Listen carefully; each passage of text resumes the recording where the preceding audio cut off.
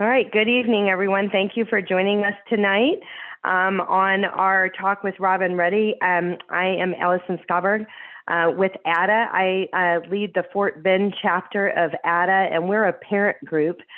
There's chapters of ADA all across the greater Houston area, all across the state, really. The mothership, Pam Esser, founded this organization in 1987, and there are support groups all across town. So you can find one for your kiddos.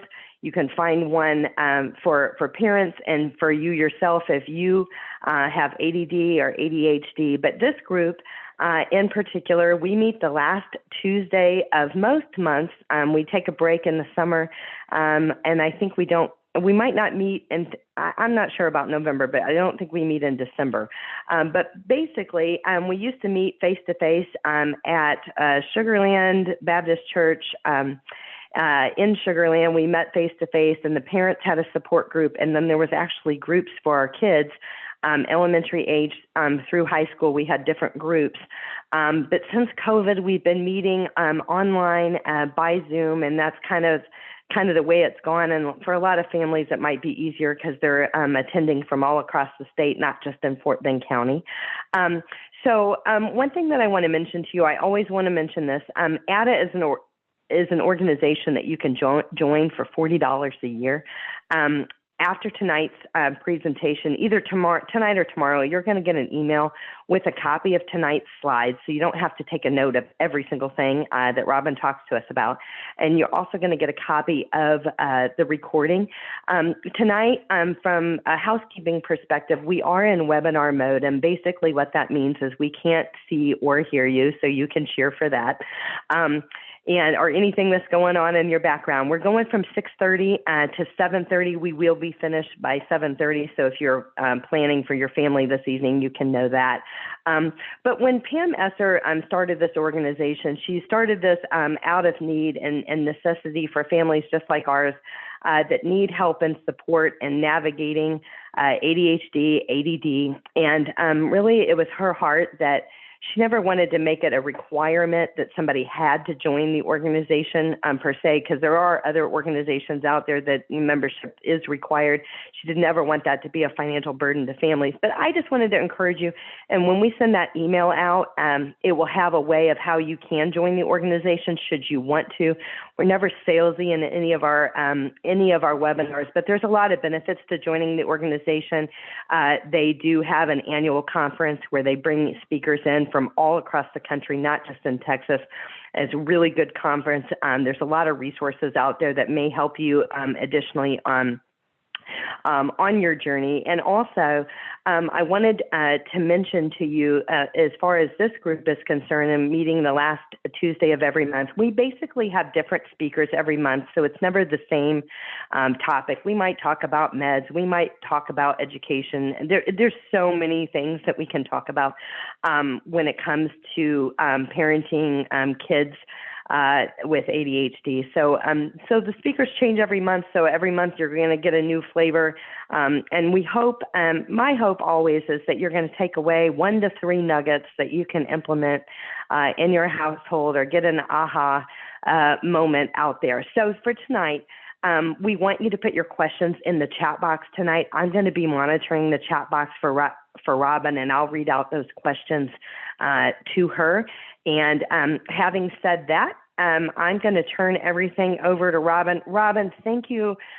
Thank you for being here tonight with us. I know that we have met with you before. Robin, which group do you lead? Don't you lead a group for ADA as well? Yeah, Pam and I do together in Northwest, second Tuesday of every month. And we take June and July off. So yeah, we've been doing that together for, I don't know, 12 years, maybe 11. Okay. Yeah. Awesome. So tonight, you are talking about the science of learning and behavior. Before we dive into that, tell us a little bit about your company. You have a company that is designed around learning and helping families. Can you just give us a little nutshell of Sure. who you guys are, who you serve, and what you do? Okay. So Lighthouse Learning Resources, LLR, was really kind of inspiration from my sister who died in a state institute in 1969. Willowbrook State School was one of the catalysts for the very first law, PL 94-142, that guaranteed the rights of education for individuals with disability. And that didn't start until 1975. 1976, I was 18 working on deinstitutionalizing and had no idea the significance of what I was involved in. So it's always been held close. So Lighthouse Learning Resource provides to families what my mom and my sister didn't get. We are all educators and we believe in building relationships. We know enough about the law, both state and federal. We've all had a lot of training, but we are not lawyers. We don't want to be. We'll turn it over. Our approach is to avoid litigation, but in some cases you can't. So we build relationships. We teach parents about the system. We know curriculum. We teach about curriculum as much and as fast as we can. We work with the school team. We have fun. We push them to the limit. And the child is always the center. So, and we have one extra consultant part-time is Paula Evans. She's retired from KDISD and she's a wealth of information. So I love Paula. Isn't she with the Greater Houston Disability Chamber? I love her. Yes. Okay, great. I didn't know she was with your organization, so I'm happy to hear that. Yeah. Okay. So when you talk about like the school systems and programs, you're thinking that you're like kind of talking about the ARDs, the 504s, the IEPs, even getting the services. Right. Yeah. Okay. Helping the parents understand what their rights are. You know, you get your procedural safeguard, but let's just face it, when you have a child and someone tells you there's something different about their learning, I don't appreciate the word disability. We all have challenges. So if your child, you're told early on that there's a challenge, it is truly, you know, for many parents, overwhelming. And then when you start to get into public school, which starts at age 3 to 21, 22, the whole time you're overwhelmed with all this information. It's like you have to become your child's educator, psychologist, doctor. So what we do is help the parents advocate. Right. And we take a breath and we say, this is what this means. We go over all assessment scores in a way that they're going to understand, where schools use the acronyms and parents don't have a clue. So we slow it down a little bit, help prepare. We give an outline of what's going on. And then we go in together as a team. We encourage our parents to speak up because when we leave their arena, we want them to feel empowered. Awesome. So basically when a family's feeling overwhelmed with all of this and they don't know, what the law is and what their rights are, you help organize all of that, and then you help organize those steps and you help them take the steps in a nutshell. Yep. Okay, perfect. All right. Well, Robin, I'm going to mute my video and my audio, but I'm here and I'm watching the chat box, and please take it away. Sounds great. Thanks, Allison. Okay, we're going to get started, and I do encourage you to feel comfortable to ask questions in the chat box.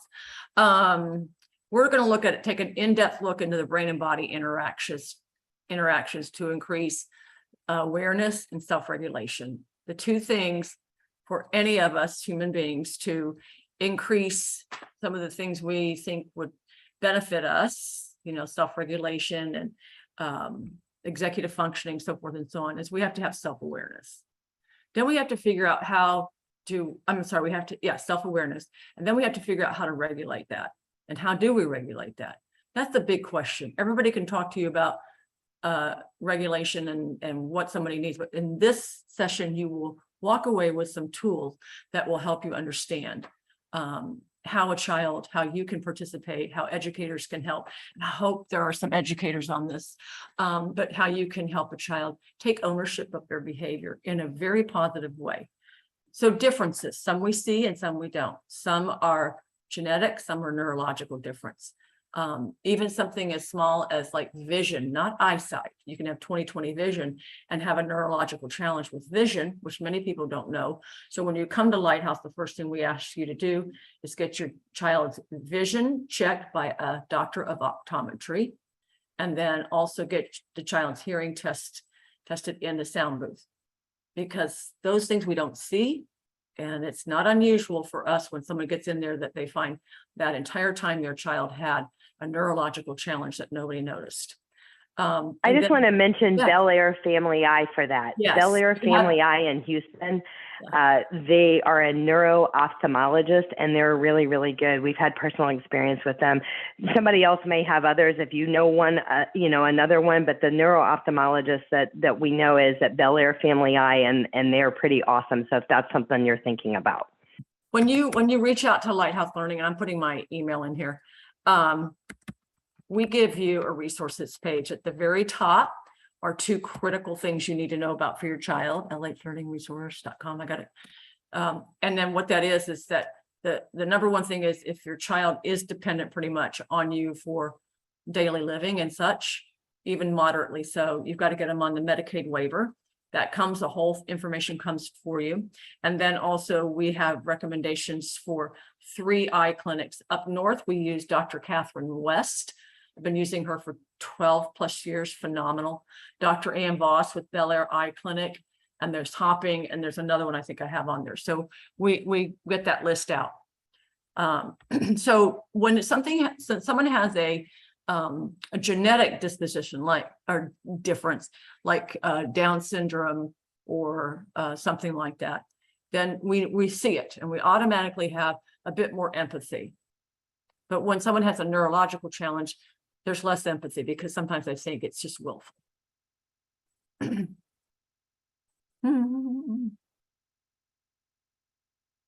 Oh, there we go. 2019-20, the specific learning disability was the highest category that we had throughout the US. And then speech or language impairment.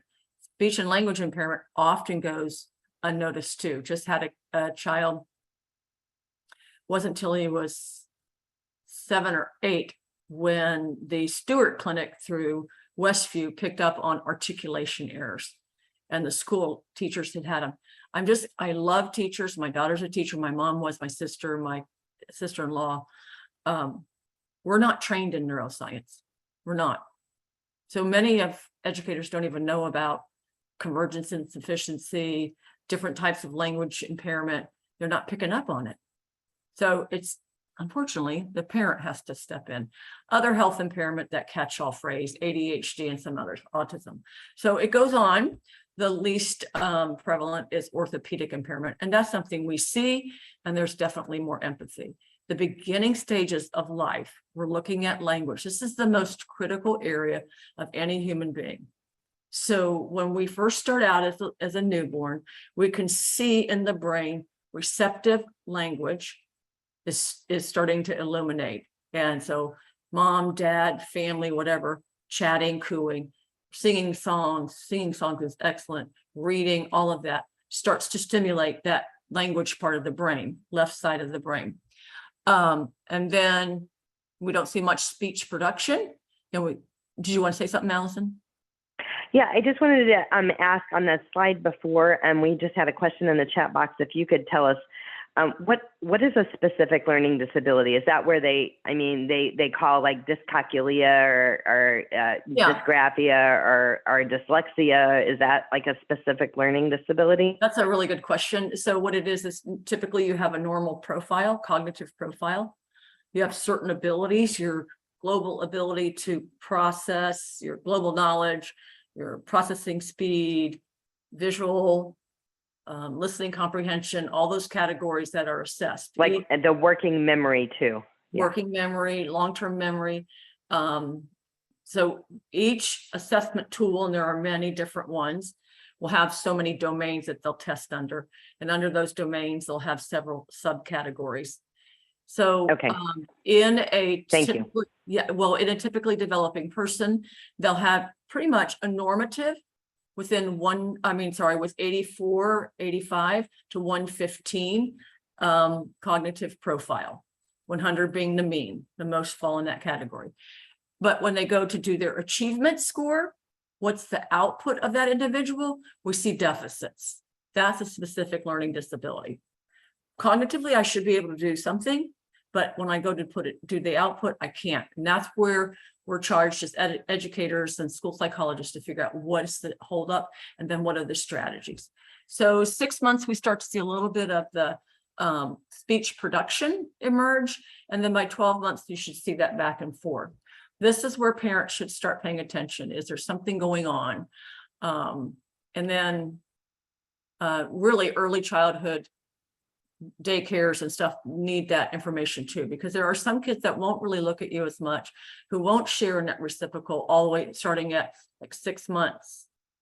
They won't do that. And those are red flags.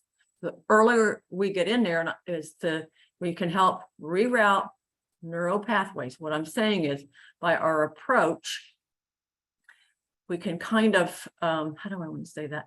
Get into the neurology of the processing of language and stimulate areas that are not being stimulated to try to get that neural pathway going. And it sounds odd, but that's what we do in school. That's what it is. There are different types of language disorders: receptive, expressive, mixed, and then specific language impairment, which would be kind of, you'd also have like pragmatics for autism, which is a social deficit. There are articulation challenges. Now, dyspraxia is a whole body movement planning. And we see some kids that are clumsy in whole body. And when they're young, that's somewhat normal, but you got to watch it when you see someone having a little above that range of expected. And apraxia is a motor planning, a neurological disorder, where I go to speak, I hear fine, I know what the sound TH says, but when I go to push that out, my tongue, the motor planning will not coordinate. They usually check the oral cavity and check to see if the structure's fine. If it is, and sometimes some have tongue tie, that little flap under the tongue is too tight, so the tongue can't move like it should. You can snip that. So lots of little things that go on, and you're looking at that at early intervention. And then dysarthria is also that coordination of muscles. There, apraxia and dysarthria, I've been in meetings where a speech pathologist will say it's one thing and then a private will say it's another. Regardless, the result is that these individuals are quite capable, but they can't fluidly get out their words, their expression, the thoughts. It's got to be very frustrating. And then disfluency, stuttering, or hesitation.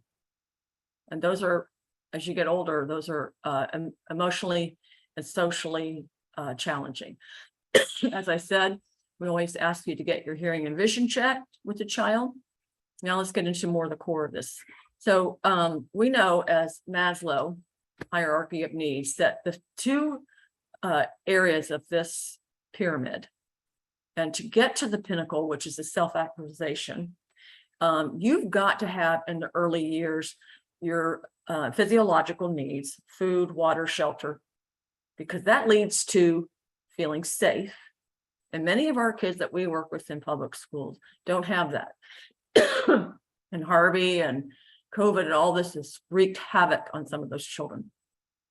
The next phase in Maslow is safety, security, and safety. So if you can get this, then you need to build on that. When they come to us, educators, and they haven't had this, we're not going to be a miracle worker and fix it, but we can make it better. And this is where school systems feel like they can't, but they really can. Oopsie. Okay, this is the central nervous system. And in the central nervous system, this is by two OTs from New Mexico. They're phenomenal. We have 8 sensory systems. And I changed this, well, I didn't change it, it's not the one, but anyway, I needed to change this one that should have interoception. So you guys know the 5 sensory systems. It's taste, smell, touch, eyesight, hearing. But there's 3 others that we're not really familiar with.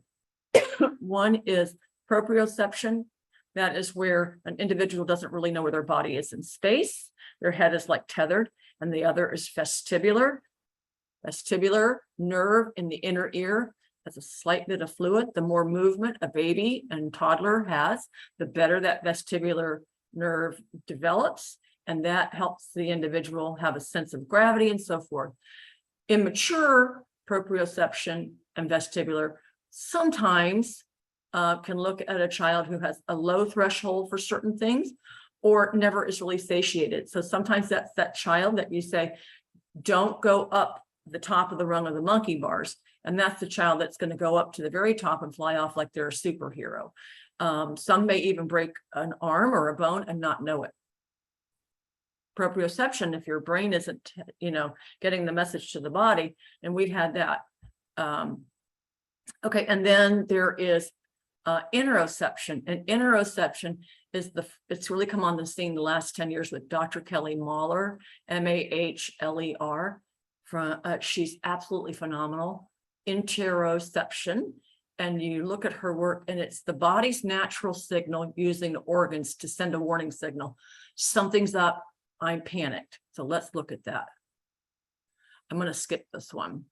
So in our I body, just have a quick question here on this. So, we're kind of talking about, the early stages of development and things like that. And, we've got families on here that have 18-year-olds, 16-year-olds. Yep. And I think what I hear you saying, I just want to confirm, is that a lot of times when our kids are still struggling, it's because we never identified some of these issues they very well may still have going on right now. Right.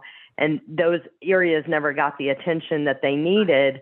I guess what my question is for the families that have kids on here that are teenagers or much older than 3 or 4 years old, is there hope for this? This is just the foundation, and we're going into the critical piece now to show how it affects, and then what can you do. Now, this is across all ages, but if you think back at your child and you think about the language, or you think about whatever, but you can't redo the past.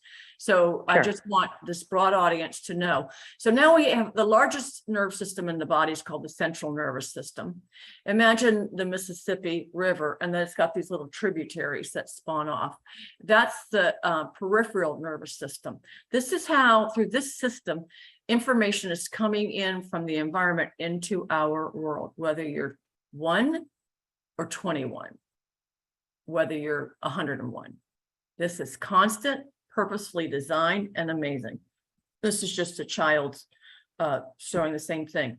Now, all my graphic art is from an individual who has mental health and neurological challenges. Lighthouse doesn't hire anybody but individuals who have challenges. So there's your tactile system, auditory, taste, smell, visual. Some people think of tactile as touching, or, but it's two things. It's touching or being touched, related to proprioception. If I don't know where my body is in space, but let's say I want to, every day I feel like I have to navigate an environment, I can't figure out where I am. So imagine yourself coming downstairs late at night, lights off, and you don't know where you are. You don't know where the next step is. First thing you're going to do is hold on to the sides of the wall, the banister, whatever, to help you navigate. These are the kids that we see in school that are touching their friends, stomping their feet in line. They're out of line. They're rubbing their hand on the wall. All they're doing is trying to find their place, their space. So even adults will have this. Even adults will have this. You look at some in college and they're running around and they just hold on to things. It's a part of the system. And the more they know about that system, the better they're able to manage it. Then the vestibular, proprioception, and interoception. We already talked about that. So here's what vestibular is: that constant need for motion and active, and then proprioception, the brain and the body somehow aren't making that connection, and then interoception, the body's warning signs. Right here with proprioception, this is where we see a lot of handwriting challenges. If a child's holding their pencil, number one, incorrectly, number two, pressing way too tight, or not tight, or very loosely, that means something, that there could be a disconnection. I can't diagnose that, between the brain and the hand, and that's because through proprioception, that information is not getting to the hand. You're going to see that in college, high school, college, all the individuals, because what will happen is you'll still have teachers who will say, he doesn't want to write, she doesn't want to write, she doesn't initiate this, or whatever. It doesn't matter what age. And half the time we've never really looked at the sensory system, so we don't know. Here are the 8 sensory systems. how this system works, what is most intriguing. So we have the central and peripheral nervous systems taking in information through our 8 sensory systems. That information goes to the hypothalamus, which is the regulation where interoception is. And it kind of is sending a message, like if something is askew at this point, when it goes up through, imagine this is the brain, and then this is Dr. Dan Siegel's, he's a psychiatrist that talks about how the brain works, but it goes through the central nervous system up through the brainstem. And so it goes through the, up in the limbic system, goes through hypothalamus. That hypothalamus is a regulatory system. It's sending messages of what incoming information is saying. And then it will go to the hippocampus, which is one of the most significant areas of that limbic system. This is for all ages. This is for mental health. This is for the outbursts. This is for the unexpected aggressive behavior. So every human being in their brain has what's purposely designed called amygdalae. There's 2, small shaped almond, 1 on each side. And when that information gets up through the hippocampus, and the hippocampus is also your memory bank and can be triggered by a sense of smell. So if you have the sense of smell of apple pie, you might think of Thanksgiving and grandma or whatever. But if you have a negative memory evoked from smell, that's when you can have your explosion. It goes up through here, bypasses all the regulatory systems, and you have an explosion. Allison, did you have a question? Yeah, we just had a question. How would you go about addressing proprioception issues in a 6-year-old? I might have said that wrong. No, you did it right. Yeah, that's good. We will get to that, definitely. Okay, so perfect. The hippocampus, let me just give you a quick scenario of how important the hippocampus is. Dr. Bruce Perry has a place in Houston and one in LA. He's a marvelous man. He worked in he works everywhere. He worked in a treatment center for a young boy who had been there for 2 years. It was his second year. First year, he did really well. That's not unusual. Usually, I mean, it's not usual. Usually the second year you do better, but he did better the first year. By the second year, he started to increase his unexpected behavior, and it was challenging. So one day, his dad came in for an interview with Dr. Bruce Perry, and he sensed the cologne on the father, and the father was a source of trauma for this child. And the new teacher this boy had for the second year wore the same cologne. They took away the cologne and the 2 build a relationship. And when I worked at Monarch, and I think we have some parents whose children went to Monarch here, we never wore cologne. And I didn't even, as a public school teacher, should never wear anything that's scented. There should be a fragrance-free room. And then the amygdalae is our very rudiment area of the brain that's purposely designed to say fight, flight, or freeze.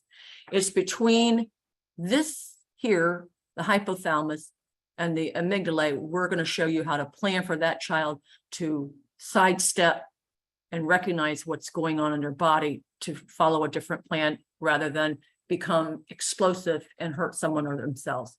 Typically, the prefrontal cortex doesn't develop till 25, 26 at a neurological difference. It could be a challenge for quite some time. That's okay.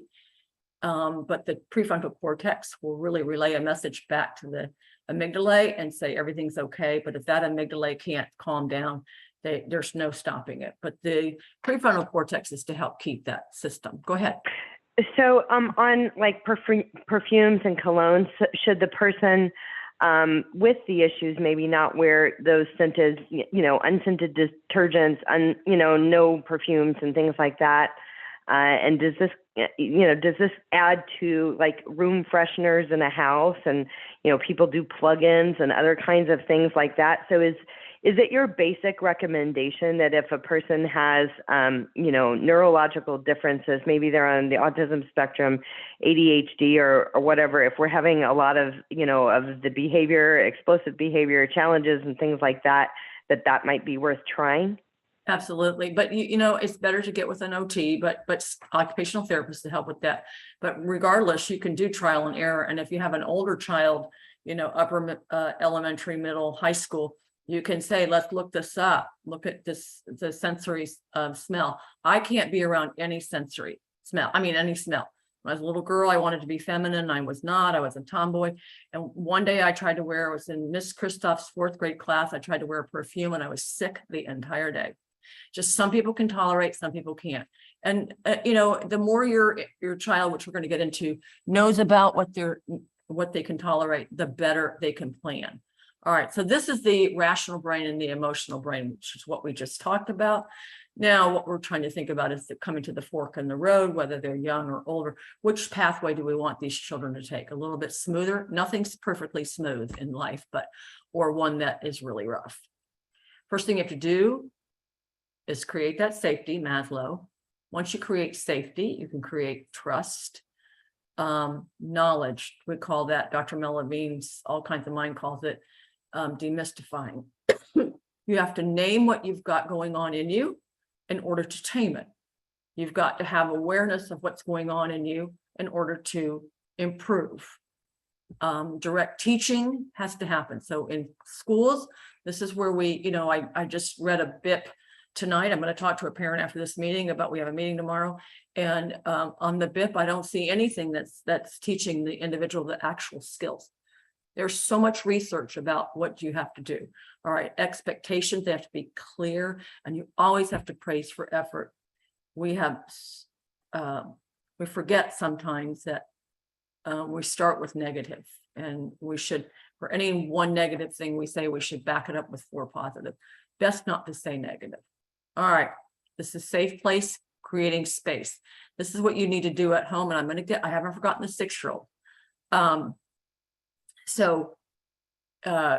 Safe place at home. This is just something that someone could do at school or anywhere. It could be in their bedroom. I can remember when I was raising parents, they'd say, don't put your children inside their bedroom for punishment. Well, first of all, I never punished my kids. It was always a teaching moment. And then secondly, I did teach them how to take a bubble bath with lights or candles. And then I also told them that their safe places in their bedroom, and they needed to let that brain calm down. That was the main thing. So when we look back at this whole process and we start feeling an arousal, an increase, that's your interoception giving you a warning sign. It's at this point we should have already had a predetermined plan.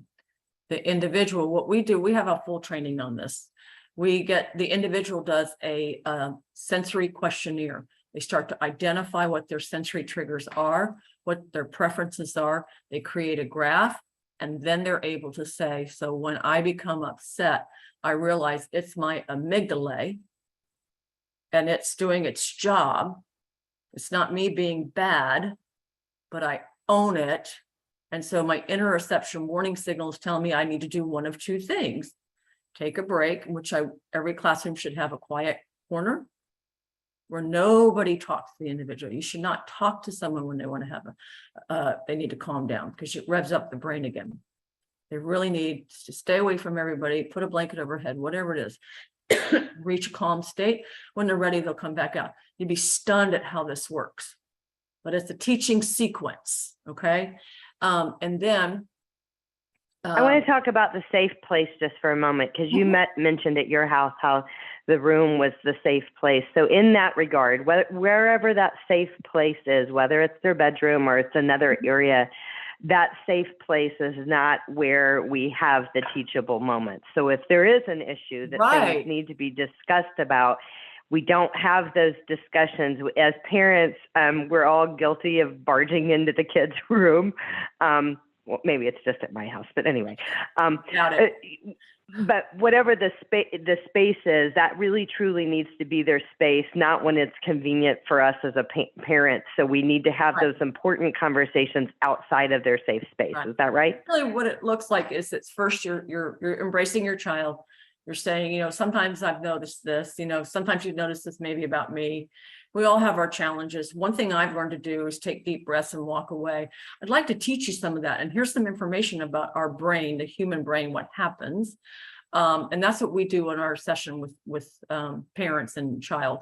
And we teach about, they have to work it out. They do that questionnaire about what their sensory, many kids have no idea what their sensory system is. Many kids don't even know they have amygdala or limbic system, central nervous, peripheral. And many kids who are on adults too, a big, high school, who are on a behavior intervention plan, have no idea. We're running around as educators and parents doing this token system. Well, for what?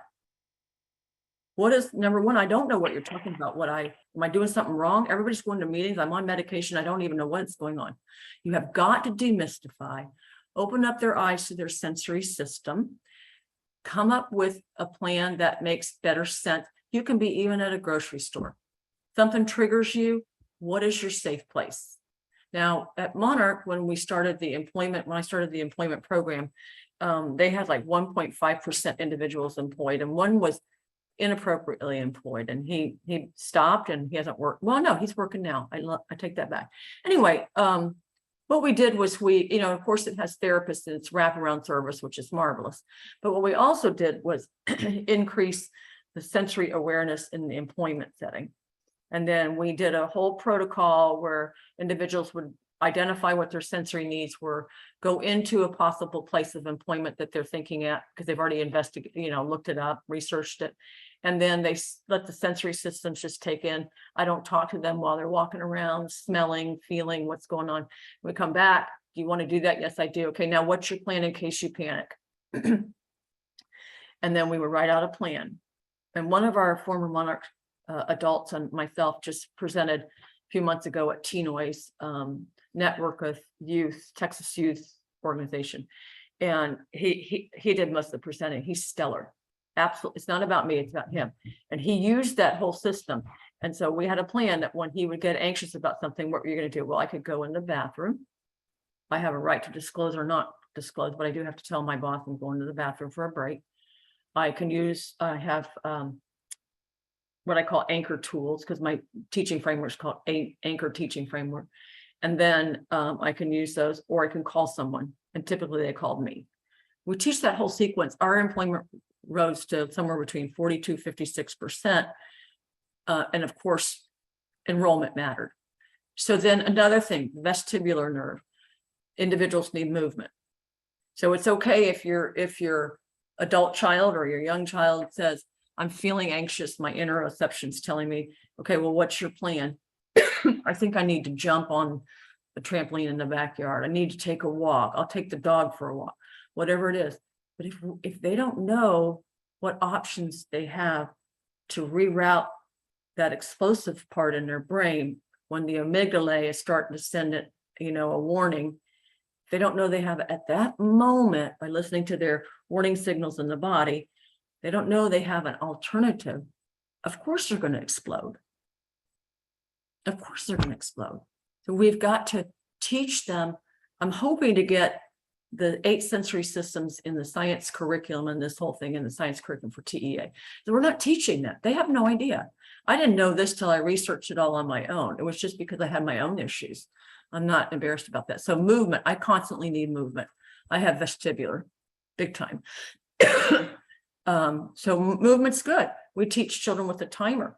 Do 3 minutes of work and get up and move. Why do you need that? Well, my body just needs to move. Are you bad because your body needs to move? No. Are you wonderful? Yes. Do you know how to take care of yourself? Yes. Okay, great. So that these are things that we found that worked with one of my kids as well. And she was in a homeschool setting, so it's different in the public school and then private school or whatever. But in a homework setting, I mean, little things for little kids, even being able to bounce on one of those balls or spin around in your office chair while you're going over the vocabulary words or playing catch as we're going through things. It was so interesting. Like, it's mind-boggling that you think there's no way that this is going to work. But trying to make them sit there and they need to move, it totally did work. The little catch, the little bouncy ball, letting them sling around in the chair.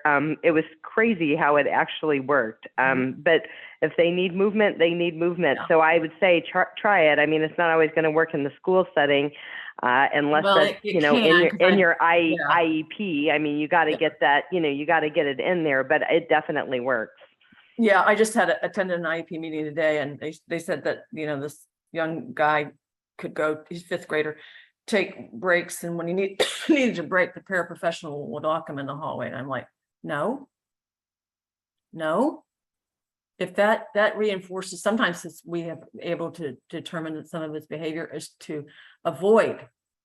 So I said, no, you have to teach him that he can move over in a movement station, and you provide different unique things like a pattern he has to follow on the floor, or move his arms, do some exercises. Not a big deal. And he times himself 3 minutes, and then he has to get back to work in the classroom.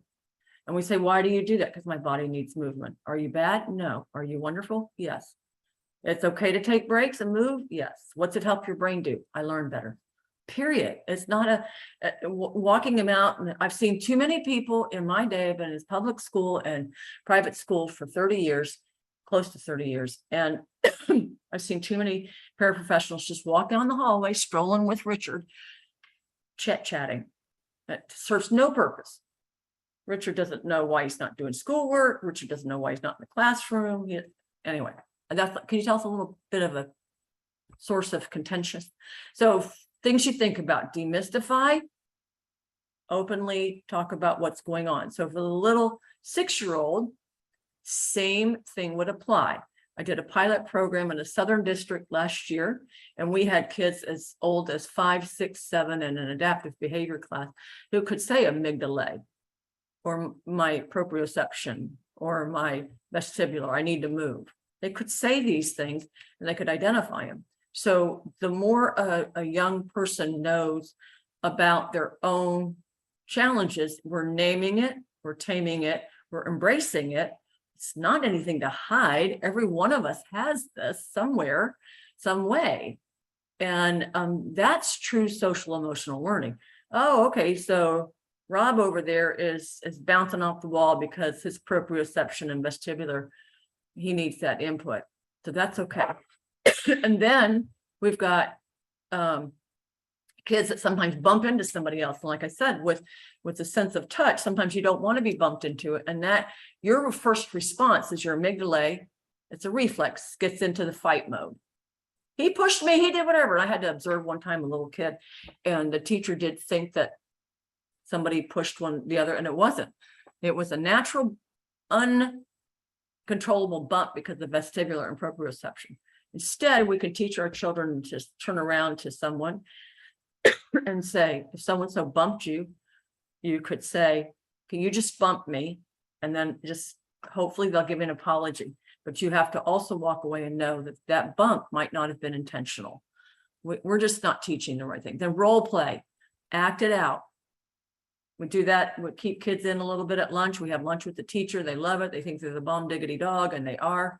And we role play. Okay, so you can do what? I can go over to this place. I can do this. I can take deep breaths. I can drink water. Okay, well, show me how you do that. Let's practice it. You can have a social story with it, which tells the details, the script, and then video modeling. The thing about video modeling, we can just do it right on our phone, but we only show what the individual can do. Don't show what they can't do. They'll remember that too. So just only what you can do. Let me get to, here's what a questionnaire looks like. I'm sorry, my dogs want to come out. Can we talk more about the video modeling? So I don't know what you mean. Am I finding a YouTube video of something that the kid can do well and then showing them an awesome viral YouTube video? Tell me more what that means. That sometimes works, but when you're using the actual individual whose behavior you want to support and redirect and tell them how they can handle it, it's best to use them. You're just using your phone. Now we've done the role play. We've done the script. You know what to do. Now I'm going to videotape you while you act it out. And so we'll give a scenario. You've just become really upset about something, and suddenly you recognize your body's warning signs. What do, William? And then you click record, and then you see William walk over to the calming station. And then when they come back out, William, what did you do there? Well, I took deep breaths. I did this. Okay, look at this video of you. It's pretty cool. That's it. I love that. That is so great. Okay, thanks for elaborating on that. Yeah, we need to use that one or two times, and it's just powerful. Great. Quick, informal sensory questionnaire. They create what their challenges are. This is for little kids. Older people, it's all just written out like I can, real simple. I can. And then one of the other thing is scripts. One of the best things, and I do another training, a session on one-page profile. They're phenomenal. It's one page you do with your child. Parent is the facilitator. Child is the author. And you do it at the beginning of the year. You do it anytime. My name is Sarah, and these are my likes. These are things I'm really good at doing. In school, we say strengths and weaknesses. I always say, these are what I'm good at doing, and these are my challenges. And then these are my solutions for my challenge. I can do, and then the child gets to pick a picture. They can color it, or they can use graphic clip art. And I've seen some online profiles where you can download like templates for these these one-page profiles, and I've seen them modeled before. These are very cool. Yeah, they are. I think it's a great idea to start the year off right, because teachers want to connect with your child. They want to know what the challenges are, and if they're going in blind, this just really helps set the stage and start it off on a good foot, I think. Yeah, it is. Hey, Wayne, can you let them out? Thank you. Sorry, if the dogs come out, then they'll be quiet. They are really, really good. And the thing is that when you're doing that with your child, I don't care if they're, 21 going into work, it doesn't matter. Many of our students, even up into their 20s, 30s, have not had a lot of this information in their lifetime, and they don't know why. They have so much self-doubt. What's wrong with me? Why is everybody talking about me? Why are you meeting about me? Why did I have to go to an IEP meeting? What's going on? Anyway, back it up a bit. Have this wonderful moment of time, parent and child dialogue. Mom and dad want you to know that we think you're absolutely amazing. If we went into Baskin Robbins and there was only one flavor, life would be boring. But there are 31 flavors that makes it pretty exciting. You're one of the flavors. Let's think how your body thinks and does and acts. And then we can come up with a plan. There are a lot of online sensory profiles that you can do with your child. They're informal. And then you can look up the sensory system. There's so much stuff. And then you can create a plan and say, you really are wonderful. Going to college, you could even do that. And I can tell you, I taught it Lone Star. I can tell you that it doesn't matter what grade level you're teaching. You get that as a teacher. We get so much paperwork at the beginning of the school year. It's unbelievable. We get that one-page profile. That visual stays in our head. And then Sarah walks in and you're like, wow, Sarah, I saw your one-page profile. High five. That was wonderful. Thanks for sharing. But the child does the work on it, and parents just kind of overseeing it. And then the parent teaches the child how to email it out to teachers. Don't email it out for the child. Anyway, video modeling. This is where a kid is seeing an actual activity of what to do, and he doesn't know how to do it. Once he watches it for a bit, suddenly he's able to do it. This is very powerful. I took a course on this at Region 4 years ago. And communicate with all the parties involved. Help your children, whether they're in elementary, middle, or high school, advocate for themselves. But the only way they're going to be able to advocate for themselves is if they know themselves and they embrace themselves.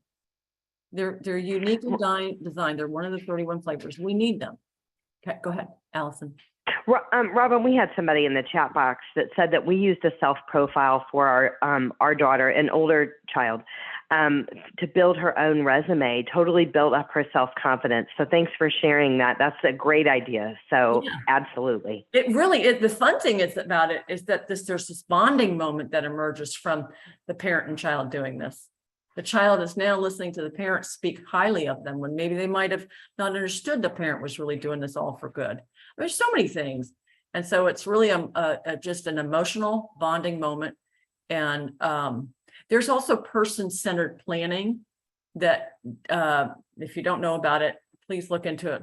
Allison, you should probably try to get Laura Buckner one time for that, but I'll send you information.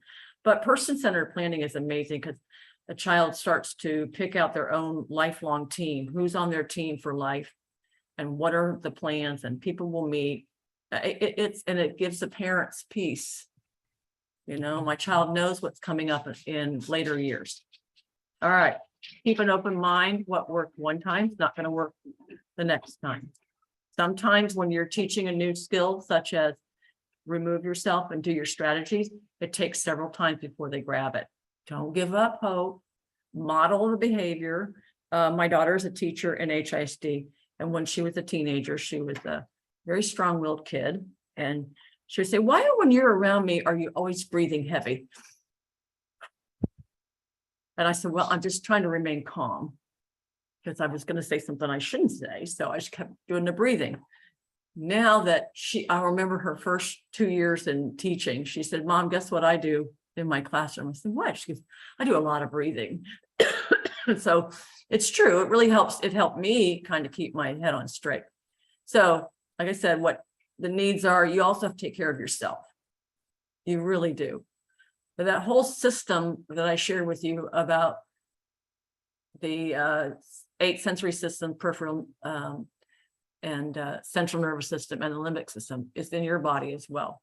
We just sold, we're working on getting a police officer patrol kits that teach the neurology about the limbic system and the whole system.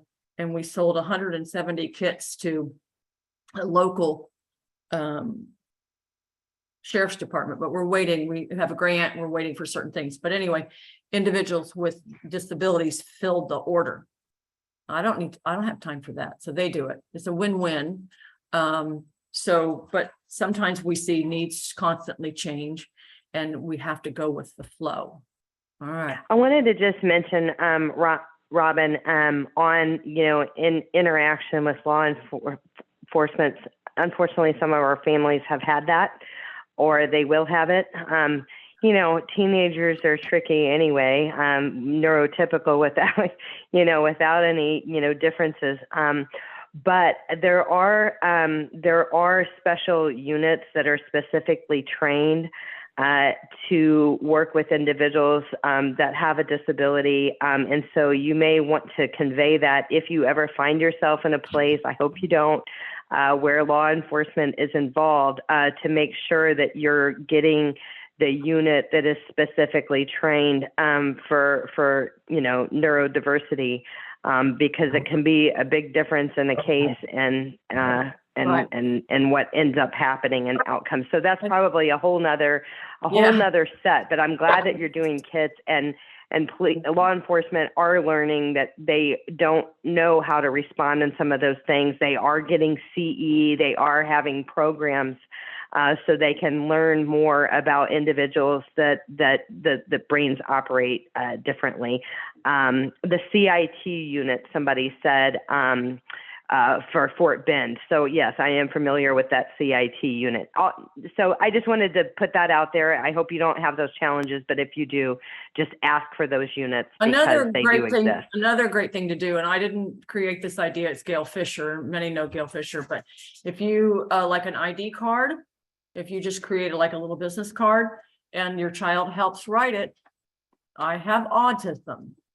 I may be challenged by, I need this, and they stick it in their wallet or their purse or their back pocket, whatever. And you teach them through scripts, role play, video modeling, to pull that out when an officer comes up and says, "Here, I just want you to have this card about me." And you have to teach it, because if an individual goes to reach in their pocket for something, that's not good. So what you have to teach the individuals, never reach into your pocket without saying, "Officer, I have a information card in my pocket. If you'd like to get it, go ahead and get it. It tells you about me," whatever. But you've got to find a way to help this individual share who they are. This is for early childhood. I don't know if you really have any early childhood kids here, but I just want you to know your child can remain non-categorical without a label up to age 6 and still receive services. When you're told there's no academic need, that is not right. If your child is having behavioral and other challenges, but they're making good grades, that does not negate that they should be evaluated for whatever area they need. And then teach your child to advocate, help with their developing their own voice. One-page profile does it. Introduction card about who you are. All those things help.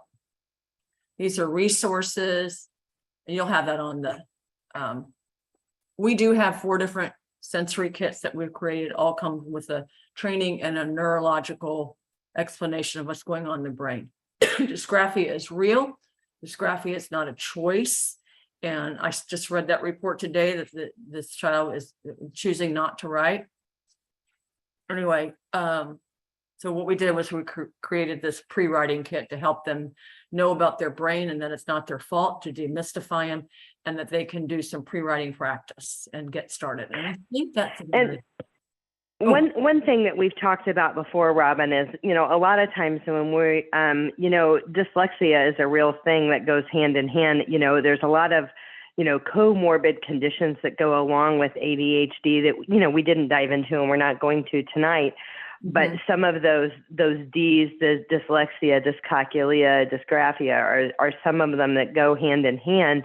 And so it's worth kind of checking it out and looking at it. But one thing that I think, Robin, that you have been is very encouraging. It's taking the step back. We're always, I would say in the muck, we're always, managing the next challenge and all of those types of things, but taking a step back, meeting your loved one where they are in a nurturing approach is kind of a similar story. We our last month we had Debbie Elder who talked about the nurtured heart.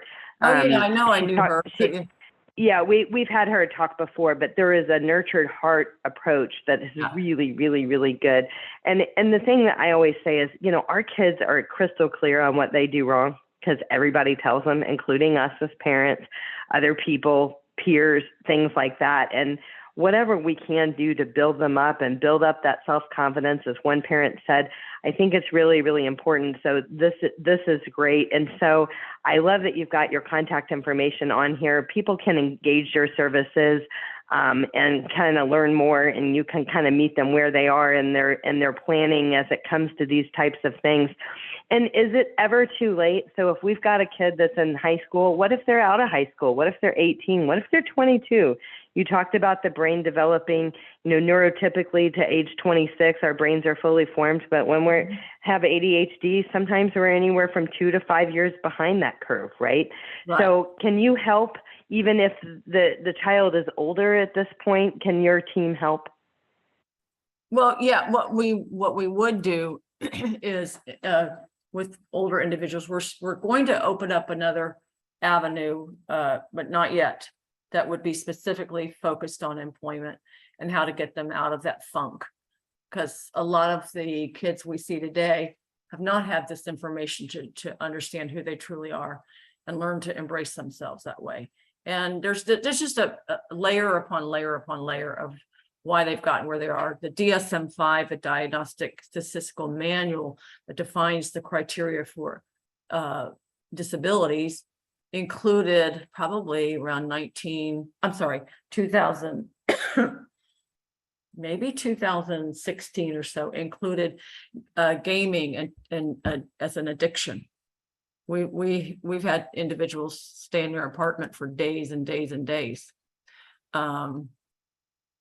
Yeah, and so that's it's never ending. And in fact, what happens is once they get out of high school, it's like everything stops. And this is a huge, tremendous deficit. Also, and what started with years ago in the state of Texas, the 18 plus program. That's your transition years. So what do you have? A foundation graduation plan. On your foundation graduation, these are for individuals that don't have a traditional, you can have a 22 foundation plan. Those are the hours required, but it's kind of at a modified curriculum. That's fine. That's awesome. That's not even fine. That's awesome. But then what they say is then once you reach those hours or you've accomplished the foundation's graduation plan, you then can go into the 18 plus. And they were touting this as being wonderful. We just keep them in there for about a year. We give them vocational training and send them on their way. So they're 19, whatever, going out to find a job and working with Texas Workforce, which is Yeah, the vocational rehab program. We definitely have webinars on the vocational rehab Consolidated Planning Group YouTube channel. All of our webinars live out there. We have a whole webinar on waivers, the Texas waivers that Robin mentioned earlier. Today we did a webinar on higher education and educational options post high school for individuals who learn differently. So that's out there.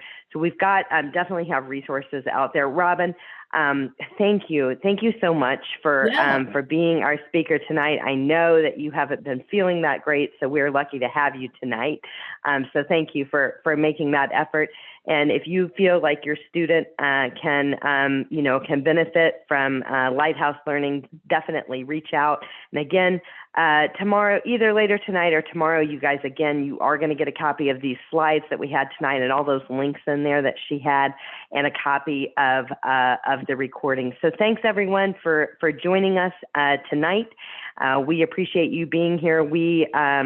I will put an email out as far as next month's webinar and who the speaker is on the topic if we're meeting in November. But we appreciate you guys being here and supporting ADA. Thank you so much, Robin. I hope you feel better, and I hope everybody has a great evening. Thank you guys so much. You take good care of yourselves, and we're here to answer questions. And Allison, thanks for having me so much. You guys take good care. All right. Bye-bye. Take care. Bye now.